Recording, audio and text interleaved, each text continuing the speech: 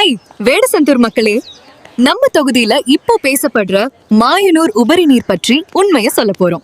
காவிரியின் கருணை டாக்டரின் முயற்சியே வீணாக கடலில் கலக்கும் மாயனூர் உபரி நீர் இப்போது மக்களின் தாகம் தீர்க்க புறப்படுகிறது. உப்பிடமங்கலம் வழியாக நிலத்தடி குழாய்கள் மூலம் தடையின்றி பாயும் வாழ்வாதார நீர் வறண்ட நிலங்களை வளமாக்க வெள்ளியணை பகுதியை வந்தடையும் காவிரி தாய். வேடச்சந்தூர் தாலுகாவின் நுழைவாயில் கூடலூர். இங்கிருந்தான் தாலுகா முழுமைக்குமான நீர் பகிர்மானம் தொடங்குகிறது. அடுத்ததாக பாளையம் மற்றும் அதனை சுற்றியுள்ள குளங்கள் இனி வறட்சியின் பிடியில் இருந்து விடுபடும்.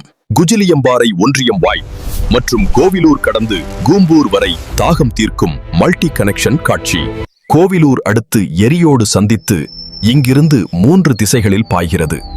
இந்த நதி நீர் அய்யலூர் மற்றும் வடமதுரை திசைகளில் உள்ள அனைத்து குளங்களும் இனி நிரம்பி வழியும்.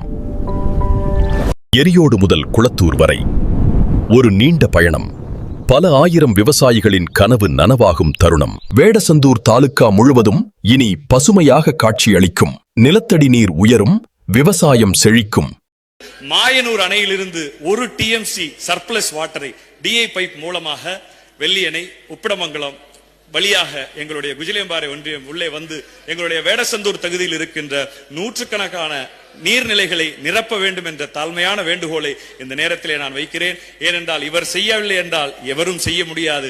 நீர் நிச்சயமாக உழவுக்கும் வேளாண் விவசாயிகளுக்கும் குடிமராமத்துக்கும் முக்கியம் தருகின்ற எங்களுடைய முதலமைச்சரும் எங்களுடைய உள்ளாட்சித்துறை அமைச்சர் அவர்களும் இந்த 1 TMC சர்ப்ளஸ் வாட்டரை DI பைப் மூலமாக பம்ப் பண்ணி எங்கள் தொகுதியில் இருக்கின்ற 100 குளங்களுக்கு நிரப்பி விவசாயிகளுடைய வாழ்க்கையிலே விளக்கேற்ற வேண்டும் என்று கேட்டு. உண்மை என்னன்னு பார்த்திருப்பீங்க, ஆனா சிலர் உண்மைக்கு புறம்பான்னு சொல்றாங்க. ஜாக்கிரதையா இருங்க மக்களே. மீண்டும் சந்திப்போம்.